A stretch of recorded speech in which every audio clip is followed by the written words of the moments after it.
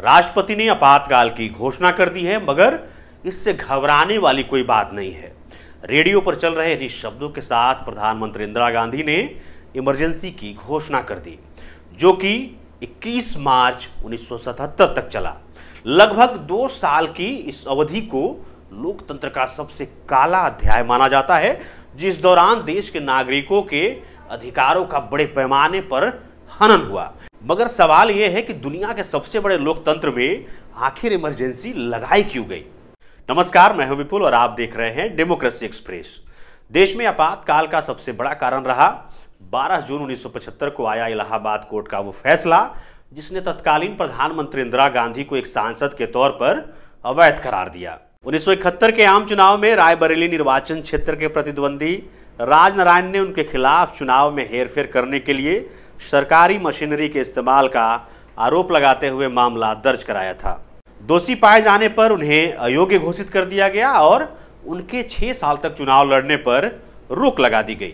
जयप्रकाश नारायण, राजनारायण, मोरारजी देसाई, चरण सिंह, जॉर्ज फर्नांडिस सहित कई विपक्षी नेताओं को गिरफ्तार कर लिया गया।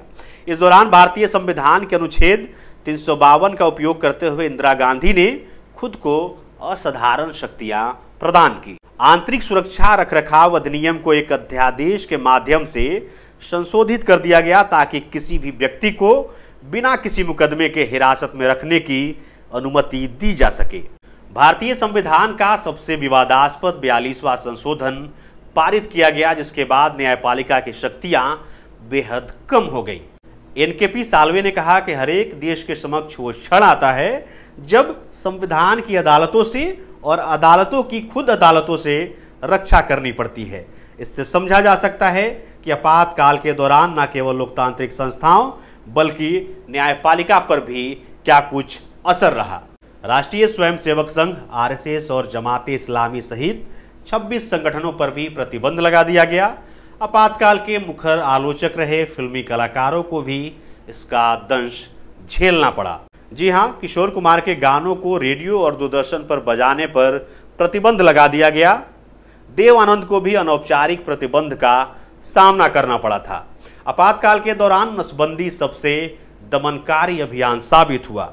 नसबंदी का फैसला लागू करने का जिम्मा संजय गांधी पर था। कम समय में अपने आप को साबित करने के लिए संजय गांधी ने इस फैसले को लेकर बड़ा कड़ा रुख अपनाया। इस दौरान घरों में घुसकर, बसों से उतारकर और लोभ लालच देकर लोगों की नसबंदी कराई गई। एक रिपोर्ट कहती है कि 1 साल के भीतर देश भर में लगभग 60 लाख से ज्यादा लोगों की नसबंदी कर दी गई। 1977 में सत्ता में आने के बाद जनता पार्टी ने आपातकाल के दौरान सत्ता का दुरुपयोग, कदाचार और ज्यादतियों के विभिन्न पहलुओं की जांच के लिए भारत के सर्वोच्च न्यायालय के सेवानिवृत्त मुख्य न्यायाधीश न्यायमूर्ति जेसी शाह की अध्यक्षता में शाह आयोग का गठन किया था। आयोग द्वारा दी गई रिपोर्ट में अनुमान लगाया गया था कि आपातकाल के दौरान 1 लाख से ज्यादा लोगों को निवारक हिरासत कानून के तहत गिरफ्तार किया गया था।